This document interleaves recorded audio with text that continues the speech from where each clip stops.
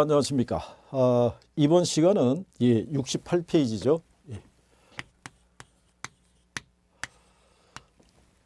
이게 이제 본 강의 할 때는 페이지를 적어 드릴 테니까, 이게 또 그런 분이 계시더라고요. 어디까지 한다라고 표시를 안 해놓고, 어디 할 차례지? 이게 제목이 나오면 제목이 또 낯설죠. 그러니까 찾느라고 또 시간 걸릴 수도 있고 그래서 1교시 처음에 수업 들어갈 때 페이지는 표시해 드릴 테니까 보고 참고하시면 될 것 같아요. 지난 시간에 우리가 이 공급을 들어와 가지고 공급의 성격까지 우리가 이제 정리해 드렸고요. 오늘은 이제 공급 함수죠. 요것도 우리가 수요 함수 하는 거랑 똑같은 거예요. 이 공급량에 영향을 주는 여러 가지 이제 변수들의 관계를 우리가 함수로 나타낸 거죠. 그래서 이제 해당 재화의 가격이라는 것도 있고요. 그리고 이거 당해 재화라고 해도 되고요. 해당 재화라고 해도 돼요. 그래서 이게 또 틀린 거 아니고 똑같은 겁니다. 그리고 이제 기술 수준이라는 게 있고요. 그 다음에 이제 생산 요소 가격 이런 게 있어요. 자, 근데 우리가 수요 측면에서는요, 관련 재화의 가격이라는 거, 대체재, 보완재 배운 거 기억하시나요? 꼭 알아두셔야 돼요. 자, 여기에서는 해당 재화의 가격의 의미는 아시겠죠? 만약에 주택의 수요와 공급에 관한 내용이다라고 이렇게 나올 때는 이 주택이 해당 재화라는 거예요. 자, 그럴 때 여기 보면 생산 요소 가격이라는 것이 있을 때 지난번에 입문할 때도 말씀을 드린 거예요. 생산 요소라는 거는 제품을 생산할 때 투입하는 재료, 원료를 얘기하는 거고 생산 요소 가격은 그 원료에 대한 대가를 주는 거예요.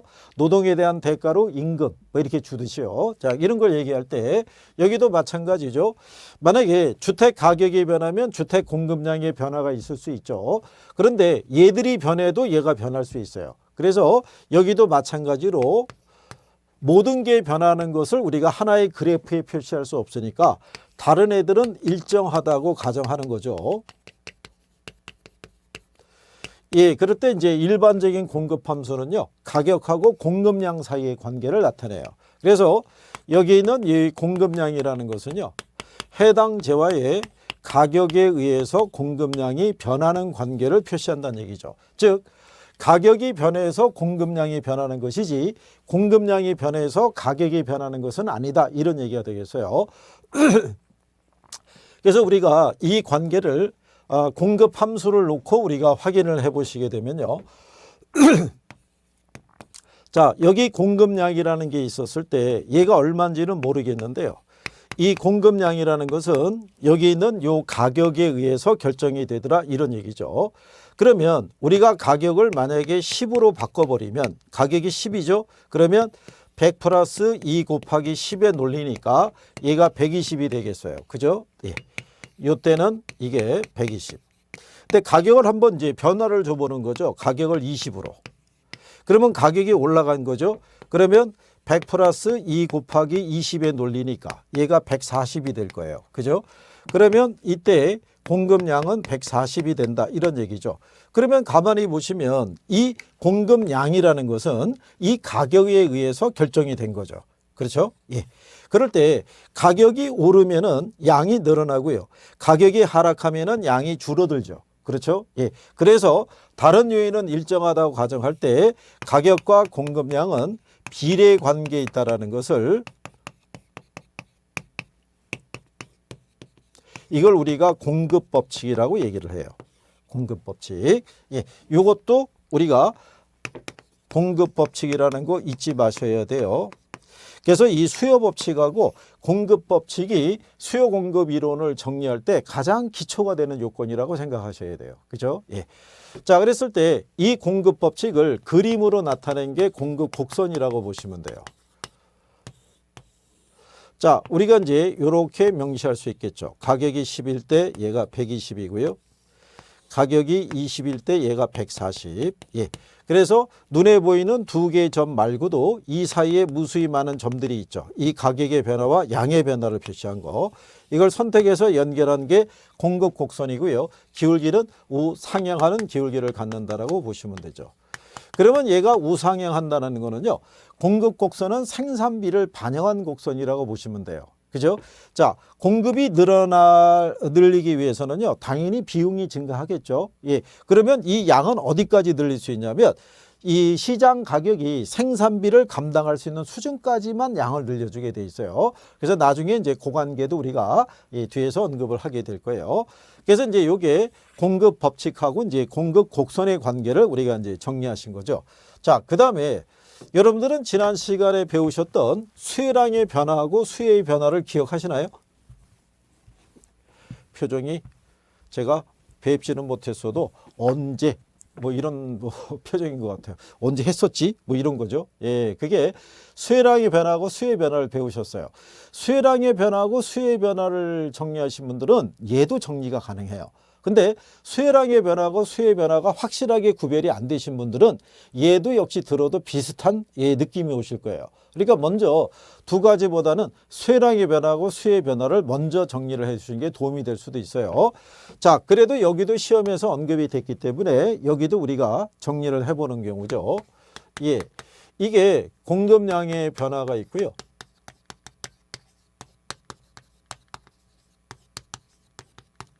공급의 변화가 있어요. 자, 그러면 제일 먼저 나오는 게 공급량의 변화잖아요. 그러면 수혜량의 변화랑 요인이 똑같아요. 얘는 해당 재화에 뭐가 변했냐면 가격이 변한 거예요. 그죠? 가격이 변해서 뭐가 변한 거냐면 공급량이 변한 거예요. 이게 가격의 변화에서 공급량이 변한 거. 이거를 우리가 어떻게 표시하냐면요. 동일한 공급 곡선상에서의 점의 이동으로 표시를 해요. 그러니까 하나의 공급 곡선에서의 변화가 유발이 된다는 얘기죠. 그러니까 이런 경우죠. 자, 여기 이런 식으로 해가지고요. 이렇게 공급 곡선이 주어져 있죠. 여기는 가격이죠. 여기가 공급량이죠. 자, 그럴 때 다른 애들은 다 그대로고요. 얘만 변한 거예요. 얘가 변해서 얘가 변한 거를 나타낸 거예요. 그래서 이 조건하에서 가격이 상승하면요. 이렇게 공급량이 증가하고요. 반대로 가격이 하락하게 되면은 공급량이 이렇게 줄어들죠. 그렇죠? 지금 이렇게 공급량이 변했잖아요. 변화를 유도한 거는 그 가격 하나밖에 없더라. 그러면은 하나의 선에서 이렇게 점의 이동이 발생하죠. 이렇게. 이 점에서 이 점 또는 이 점으로. 그렇죠? 이런 변화를 나타내는 걸 공급량의 변화라고 그래요. 그죠? 그러면 예를 들어서 주택의 공급량의 변화를 가져다 주는 요인은 주택 가격 하나밖에 없다는 거예요. 아파트 공급량의 변화를 가져다 주는 건 아파트 가격 하나밖에. 그러니까 가격이 변하니까 하나의 선에서 이렇게 그 변화가 나타나더라 이런 얘기예요. 예, 그거를 우리가 공급량의 변화. 그다음에 공급의 변화라고 얘기하는 거는요. 얘는 요인이 뭐냐면 가격 이외의 요인이 변한 거예요.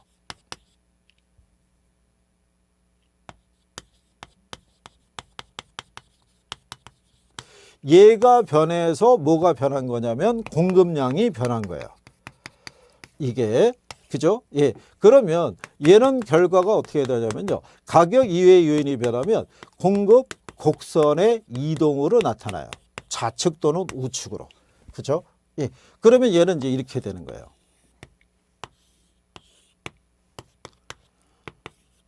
자, 이렇게 공급 곡선이 있을 때 여기 있는 요 가격 있죠? 얘는 변화가 없어요. 그런데 얘가 변해요. 그렇죠? 근데 얘가 변할 때 어떻게 변하냐면 가격은 그대로인데 이렇게 공급이 증가하거나 공급이 이렇게 감소하는 형태가 나타날 수도 있더라 이런 얘기예요. 그런데 이 변화를 이 선에서는 표시할 수 없으니까 경제학자들이 이 변화를 간접적으로 표시해 주기 위해서 선을 이렇게 하나씩 그린 거예요. 선을 그렸더니 원래 있던 공급 곡선이 좌우로 이동하는 그런 관계가 나오겠죠. 우측으로 이동하면 공급이 증가, 좌측으로 이동하면 공급이 감소하는 거예요. 그러니까 이렇게 곡선의 이동을 가져다 주는 애는 얘가 아니란 얘기예요. 그렇죠? 그래서 곡선이 이동했다는 얘기는 여기 있는 얘가 아니란 얘기지. 그럼 얘 말고 다른 변수만 찾으시면 돼요. 그렇죠? 네. 그래서 공급량의 변화가 있고 무슨 변화가 있냐면 공급의 변화가 있더라라고 이렇게 생각하시면 돼요. 그죠? 예. 그래서 이런 과정을 이제 여러분들이 구별할 수 있으시면 되는 거예요. 그래서 수혜량의 변화, 수혜의 변화, 공급량의 변화, 공급의 변화를 기본적으로 정리는 하실 수 있어야 된다는 얘기죠. 예. 그리고 되새김질을 해보셔야 돼요. 그렇죠? 여기가 이해가 안 돼? 아, 그럼 내가 수혜량의 변화고 수혜의 변화를 한번 가볼까? 그러면 거기를 한번 돌아보는 거예요. 이렇게. 그래, 알 것도 같고 모를 것도 같아. 그럼 다시 한번 돌려보는 거예요. 한 3번 정도 해보시게 되면 조금 감이 올 수 있어요. 어차피 이 공부라는 게 반복이라는 얘기죠. 한 번 들어서 다 정리가 될 것 같으면 아이고 저희는 뭐 걱정하지 않죠. 그렇죠? 예. 그리고 들을 때는 조금 알 것도 같은데 돌아서면 잊어먹는다는 얘기죠. 예. 그거는 무서워하실 필요가 없어요. 전국에 있는 모든 수험생들이 듣고 돌아서면 잊어먹는 거는 다 똑같아요. 그렇죠? 예. 그리고 늘상 보면 신선하고. 예. 그래서 그런 것들은 어차피 우리가 반복을 통해서 극복을 해야 될 부분이니까 지금 바로 이해가 안 된다 그래서 낙담하실 필요 없어요. 예. 그래서 제가 전해드리는 거예요. 예. 이게 이제 모니터로 저를 보시는 분은 한 분일 수 있지만 또 여러분이 또 다 보고 계시거든요. 그분들의 심리적인 거는 다 비슷하다고 생각하시면 돼요. 그래서 나만 그런 거 아니니까 자신감을 가지시고, 그죠? 그 다음에 이제 이 공급 변화 요인이라고 있어요. 공급 변화 요인이니까 얘는 가격이 아닌 거죠. 예. 그래서 이제 가격이 아닌 것 중에서 제일 많이 물어보는 게 뭐를 물어보냐면 얘를 물어봐요. 생산 요소 가격의 변화.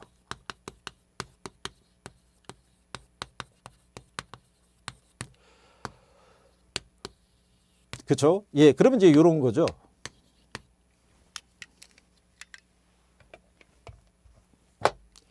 우리가 만약에 건설 노동자가 있잖아요. 그러면 이 사람이 노동에 대한 대가로 우리가 주는 게 뭐냐면 임금이죠. 그렇죠? 예. 건설 노동자의 임금은 변할 수 있다 없다. 변할 수 있죠. 그렇죠? 예. 그래서 건설 노동자의 임금이 상승하게 되면요. 공급이 감소하겠죠. 이게 임금이 하락하면 공급이 늘어난다고 보셔야겠죠. 그 다음에 우리가 이 주택 건설용 택지 가격이 있죠. 예, 얘가 상승하게 되면 생산비가 증가하는 거니까 공급이 역시 어떻게 돼요? 감소하게 되겠죠. 예, 그러니까 이런 식으로 표현하는 거예요. 생산 요소 가격의 변화라고도 얘기할 수 있고요. 건설 노동자의 임금 또는 주택 건설용 택지 가격이 있죠. 예, 이런 식으로도 표현을 하는 거예요. 이게 여러분 시험에서는 공급적인 차원에서는 제일 잘 나오는 거예요. 그리고 이제 또 쓸 때 어떻게 쓰냐면 건축 원자재 가격이 있죠.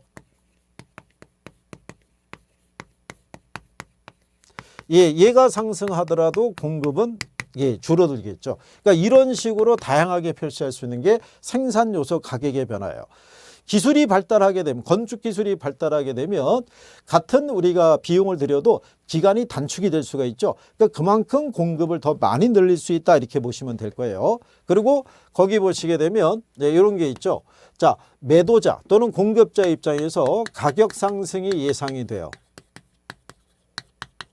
예, 그러면 공급이 어떻게 되냐면 이 공급이 줄어들어요.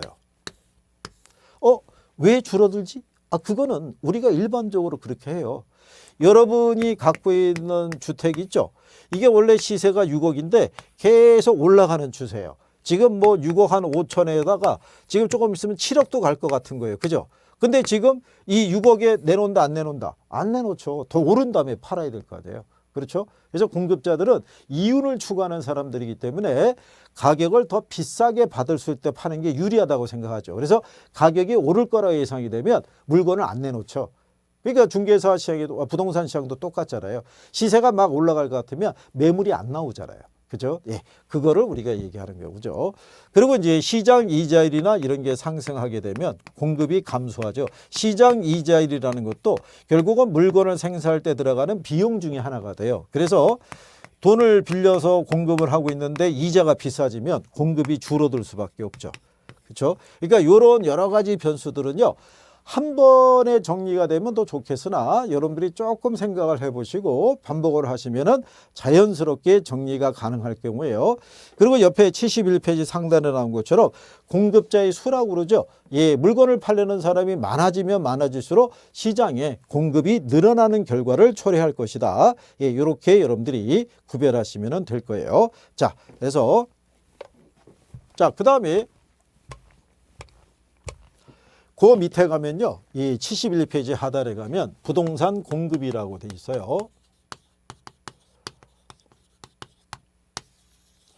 자, 이 부동산 공급에 보게 되면요. 앞에서 여러분들은 부동성, 부증성, 개별성 이런 것들을 배우셨을 거예요. 그죠? 그래서 거기 보시면요. 부증성 배우셨죠? 부증성으로 인해서 토지의 물리적 공급이 있죠. 이건 늘릴 수 있다 없다? 늘릴 수 없죠. 그래서 얘를 토지의 공급을 완전 비탄력적으로 만들어준다라고 이렇게 한번 해봤던 거예요. 그죠? 그래서 물리적 공급의 증가는 어렵다라고 얘기를 해요. 그럴 때 이 조건을 우리가 완화시키기 위해서 만들어낸 게 용도의 다양성이라고 그랬죠. 그래서 용도의 다양성을 통해서요. 용도적 공급 또는 경제적 공급은 가능해요. 그렇죠? 예. 요거는 늘릴 수 있더라. 예. 그래서 요 관계도 가끔 물어볼 때가 있어요. 그래서 이 물리적 공급과 경제적 공급에 대한 것도 기본적으로 뒤에 가면은 다시 언급이 돼 있어요. 72페이지 가시면은 상단에 양가로 3번에 물리적 공급과 경제적 공급이라고 해놨죠. 예. 그래서 물리적 공급 곡선은 이렇게 수직선이에요. 여기 있는 이 가격이 변하더라도요. 이 양의 변화를 가져다 줄 수가 없어요. 그래서 이게 물리적 공급 곡선. 근데 경제적 공급 곡선은 기울기가 이렇게 우상향해요. 그러면 얘가 우상향할 때 보면요. 이게 변한 건 아니죠. 용도 변경을 통해서 그러니까 농지를 택지로 용도 변경하거나 임지를 택지로 용도 변경을 해서 공급이 늘어나는 효과를 가져다 줄 수 있더라라고 얘기하는 경우에요. 예. 그래서 이제 그거를 가지고 우리가 표현할 수 있겠죠. 자, 그다음에 거기 72페이지 상단에 가면요. 이런 부동산 공급의 특징이라고 있죠. 그래서 특징을 보게 되면요. 부동성으로 인해서 위치의 공급이라고 얘기를 해요. 움직이지 못하니까. 그렇죠? 예, 그 다음에 부증성으로 인해서 비탄력적인 공급이라고 얘기를 해요. 그 다음에 개별성으로 인해서 독점적인 공급이라고 얘기를 해요. 왜냐하면 똑같은 위치를 갖고 있는 토지가 없으니까. 그렇죠? 예. 그래서 이런 부동산 공급의 특징이라는 것이 있더라. 예, 이렇게 구별하시면 되겠고요. 그 다음에 이제 그 밑에 72페이지 하단에 가면요. 단기 공급하고요. 장기 공급 곡선이라고 있어요. 요거는 단기하고 장기 관계를 얘기하는데요.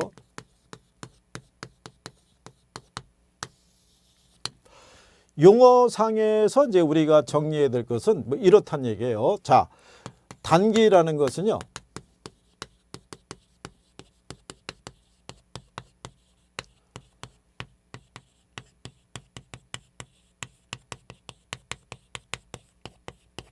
생산 요소의 이동이 제약을 받는 시기를 단기라고 그래요. 그러니까 우리가 짧은 기간에는요. 수요가 증가하더라도 공급을 늘리기가 어렵다는 얘기예요. 그렇죠? 여러분이 거주하고 있는 지역에 만약에 부동산 수요가 증가했어요. 그죠? 자, 수요가 증가하니까 가격이 상승해요. 가격이 상승하면 공급이 늘어나야 되는데 문제는 이 공급을 늘리기까지가 뭐가 걸리냐면 시간이 걸리죠. 자, 우리가 주택을 지으려고 그러면요. 땅도 있어야 돼요. 그죠? 근데 또 땅만, 기초만 팠다고 해서 주택이 들어서냐면 그렇진 않아요. 걔를 짓기 위해서는 뭐도 있어야 돼요. 건축 인허가도 받아야겠죠. 돈도 있어야 되잖아요. 그렇죠? 또 사람도 있어야 되고. 이게 단계는 그 모든 것들을 한 번에 조율하기가 어려워요. 그러니까 단계는 공급이 이 수요가 증가해서 가격이 상승하더라도 공급을 늘리기가 어려워진다라고 얘기를 해요. 그래서 공급을 비탄력적으로 만들어 준다라고 얘기를 해요. 비탄력적. 근데 이 장기라는 것은요. 생산 요소의 이동이 있죠. 예, 이동이 제약을 받지 이제 않는 시기가 돼요. 시간이 이제 충분히 경과했으니까 왜 부지 확보돼 있고 인허가 받았고요. 돈도 확보가 됐고 인력도 있어요. 그러면 지을 수 있죠. 그러니까 장기적으로는 공급이 늘어날 수 있어요. 그래서 얘가 장기적으로는 탄력적. 예, 그래서 기울기는 완만하게 이루어지더라고 나중에 얘기를 해요. 그래서 그 내용은요, 뒤에서 우리가 탄력성 할 때 한 번 더 여러분들이 정리를 한번 해보시면 될 거예요. 그죠? 예, 그래서 그렇게 단기, 장기. 그래서 얘는 비탄력적이라고 그러고요. 기울기가 가파르다 또는 급하다 이렇게 얘기를 해요. 근데 얘는 장기이기 때문에 우리가 탄력적이라고 얘기를 하고 기울기는 완만하다고 얘기를 해요. 이 표현도 가끔 써주니까 요 내용까지는 확인하시는 게 필요할 거예요. 자, 그래서 여기 이제 수요와 공급의 각각에 관한 내용을 이제 여러분들이 한번 정리해 보신 경우고요. 이번에는 수요와 공급의 균형에 대해서 배워보시는 거예요.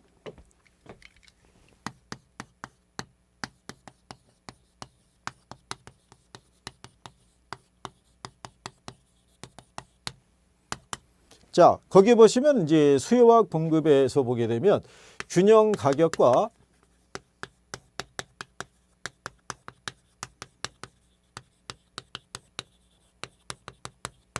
균형 거래량이라고 이렇게 구성이 되어 있어요. 그죠? 예.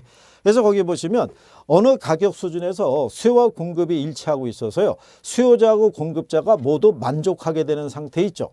그 가격 수준 이외에 다른 가격 수준으로 변경할 이유가 없는 상태를 우리가 균형이라고 얘기를 해요. 그죠? 자, 그 얘기는요. 시장 전체의 수요 곡선하고요. 시장 전체의 공급 곡선이 이렇게 교차하는, 만나는 점을 우리가 균형이라고 그러고요. 여기서 결정된 가격을 균형 가격, 여기에서의 거래량을 우리가 균형 거래량이라고 얘기를 해요. 그렇죠? 그런데 이 가격 하에서는요. 이 수요자하고 공급자가 다 만족하는 상태가 되더라 이런 얘기가 돼요. 예. 그래서 우리가 입문에서도 간략하게 설명해 드렸는데 자, 임의로 가격 균형 가격을 1,000원이라고 가정하자고요. 그리고 균형 거래량이 100이다라고 가정하자고요. 그럴 때 먼저 이 생산자는요. 100이라는 숫자를 시장에 공급하기 위해서는 받아야 될 최소한의 보수가 있어요. 그죠? 손해보고 우리가 공급할 수는 없어요. 최소한 원가 있죠. 본전은 내가 건져야 된다는 얘기잖아요. 근데 그 본전이라는 의미 안에는 생산자의 적정한 이윤도 반영이 되어 있는 거예요. 그걸 우리가 용어상에서는 생산비라고 그래요. 그렇죠? 그래서 얘를 생산하기 위한 비용이 최소한 800원은 들어가요. 그러면 생산자는 100개를 생산하기 위해서는 최당 800원은 받아야 돼요. 그죠? 예. 그런데 시장 가격이 1,000원에 결정이 되어 있으면 자, 생산자는 요 면적만큼 이윤을 얻고 있다고 생각하겠죠. 이거를 우리가 용어상에서 생산자 잉여라고 얘기를 해요. 그 다음에 소비자는요. 이 상품을 소비하기 위해서는 나는 개당 최대 1,200원까지도 지불할 의사가 있는 거예요. 이 정도의 효용은 있다고 보는 거죠. 그런데 시장 가격이 1,000원에서 결정이 되면 소비자 역시 이 면적만큼 이윤을 얻고 있다고 생각해요. 그러면 각각의 이 가격 수준에서 소비자나 생산자나 다 이윤을 얻고 있다고 생각하니까 이 가격에는 다 만족할 거 아니에요. 그죠? 그러면 이 가격 하에서는 수요량과 공급량이 언제든지 일치하죠. 얼마든지 생산할 수 있고 얼마든지 소비할 수 있으니까. 이 상태가 균형 가격과 균형 거래량 이렇게 우리가 얘기할 수 있다는 얘기죠. 예, 그래서 그렇게 여러분들이 구별하셨을 때 그런데 여기 있는 요 균형 가격이라는 것이 이렇게 주어져 있을 때요. 이 부분에 변화라는 게 발생할 수 있어요. 그거는 이제 어떤 경우냐면 자, 요 상태의 조건에서요. 원래 이제 균형 가격이 1,000원이었고요. 균형 거래량이 100이었어요. 자, 그런데 시장에서의 가격이 1,200원으로 올랐어요. 자, 가격이 상승하게 되니까 자, 수요하고 공급 법칙을 생각해 보세요. 가격이 상승하면 수요량은 어떻게 된다? 줄어들죠. 그렇죠? 예. 가격이 상승하면 공급량은 어떻게 된다? 증가하죠. 그죠? 왜? 수요 법칙은 가격과 수요량이 반비례고 공급 법칙은 비례 관계잖아요. 그죠? 그러면은 자, 수요량은 줄었고 공급량은 늘었으니까 무슨 상태가 되냐면 초과 공급 상황이 돼요. 그러면 사겠다는 사람보다는 팔려는 양이 더 많잖아요. 그러면 공급자는 재고를 남길 수가 없으니까 덤핑 또는 바겐세일과 같은 가격 인하 전략을 쓰는 거예요. 그죠? 그래서 가격이 뭐 하냐면 하락해요. 그러면 여러분들이 보시게 되면 가격이 만약에 이렇게 하락하게 되죠. 가격이 하락하게 되면 수요량이 증가하죠. 근데 가격이 하락하면 공급량은 줄어들죠. 이런 과정을 조정 과정을 거쳐서 얘네가 다시 균형 상태로 회귀하게 되더라 이런 얘기인 거예요. 이렇게. 그죠? 예. 그래서 초과 공급은 가격이 하락하면서 다시 균형 상태로 회귀를 해요. 근데 1,000원짜리 가격이 800원으로 떨어져요. 자, 800원으로 떨어지면은 어떤 변화가 발생하냐면 가격이 하락하니까 공급량은 줄어들어요. 대신에 수요량은 늘어나죠. 그러면 여기서 뭐가 발생하냐면 초과 수요가 발생한다는 거예요. 그러면 팔려는 것보다는 사려는 사람이 더 많아요. 그럼 사려는 사람의 경쟁이 치열해지겠죠. 그 과정에서 가격이 상승하게 돼요. 그러면 가격이 상승하게 되면 자, 수요량은 공급량은 늘어나지만 수요량은 줄어들겠죠. 이 과정을 거쳐서 다시 균형 상태로 회귀한다는 거예요. 그래서 시장에서는 초과 수요와 초과 공급이 발생하더라도 이렇게 경쟁에 의해 가지고 항상 균형 상태를 유지하는 것으로 돌아가는 게 그게 이제 완전 경쟁 시장이라는 것이 이렇게 돼요. 그래서 여기서는 이제 한 가지 알아주실 거는 초과 공급은 가격 하락을 유발하고요. 초과 수요는 가격 상승을 유발한다는 것을 기억을 하셔야 돼요. 이게 이제 균형에서 또는 이후에 수요와 공급의 변화를 얘기를 할 때 이게 또 기초가 돼요. 초과 수요는 가격 상승을, 초과 공급은 가격 하락을 유도하더라. 이렇게 여러분들이 구별을 하시면 될 거예요. 그게 이제 여러분들이 73페이지에 균형 가격과 균형 거래량의 양가를벌에 의해 여기 지문 2번을 보시면 나와 있죠. 그렇죠? 예, 색깔을 달리해서 그래서 이제 그런 내용까지는 정리가 되셔야 된다는 거예요. 그죠? 예. 그래서 그림에서도 나와 있지만 초과 수요와 초과 공급 이 관계는 정리가 되셔야 된다는 거죠. 자, 이제 여기까지에 대한 내용을 균형에 대한 기초적인 내용을 알아보셨고요. 그 다음에 이제 균형 가격과 균형 거래량에 대한 어떤 변화 이런 내용들을 갖다가 다음 시간에 이어서 정리해 보도록 하겠습니다.